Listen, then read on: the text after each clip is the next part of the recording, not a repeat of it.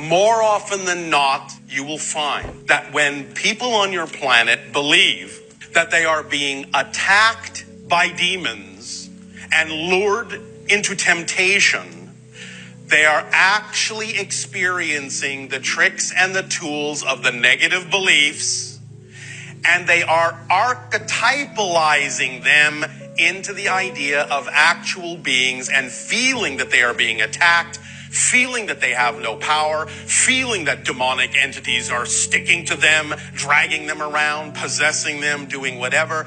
All those energies are coming from the negative beliefs because that's what they're designed to do.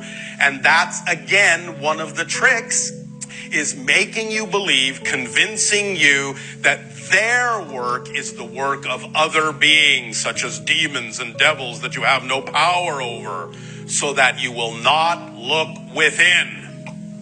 You understand? Big ups to Darylenka, or you guys know him as Bashar, whichever one you resonate with. Definitely true what he's saying. I know that because I've experienced it myself. Quick story. I was about to go to sleep in my apartment. It was a really hot night, and there's a window in my apartment that I normally keep closed, but it was open because I had been cleaning earlier.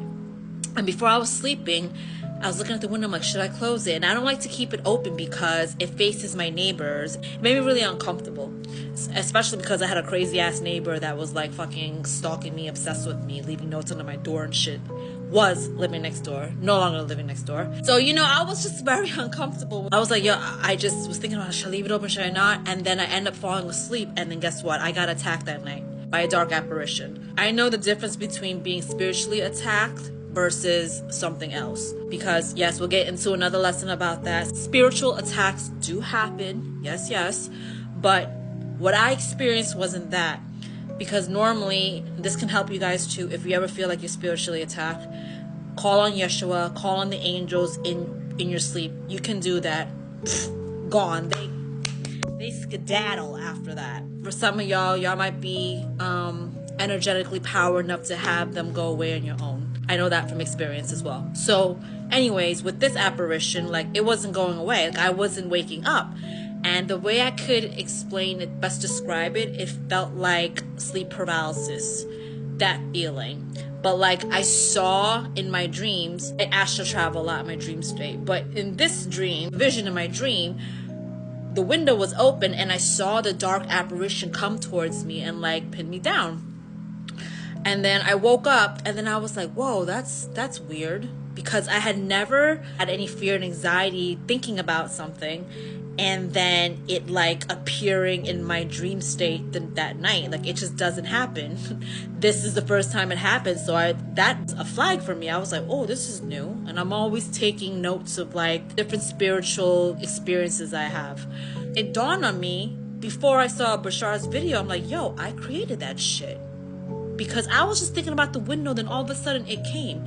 So seeing this video, I'm like, yes, 1000% all facts. He spitting real truth there. That is to say, we do manifest these energies on our own. And the reason why they're floating around in the ethers is because obviously the way we live here, right, on this planet, it has conditioned us to be in these types of energies as lifetimes, different lifetimes, and you know, people come in and out or whatever. These negative feelings, anxiety, fear, depression, anger, sadness, all those low vibrational energies, they're formed.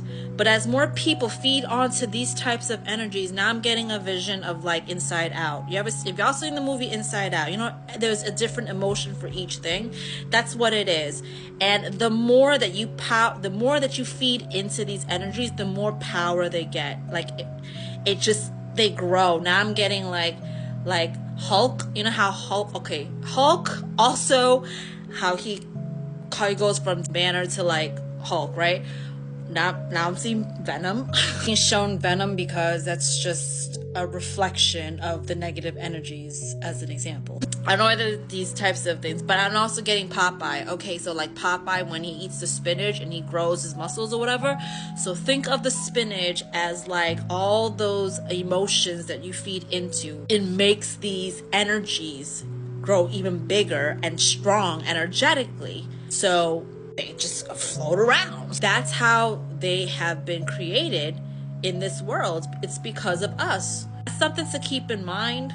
These negative energies are not a figment of your imagination. They are a figment of your manifestation.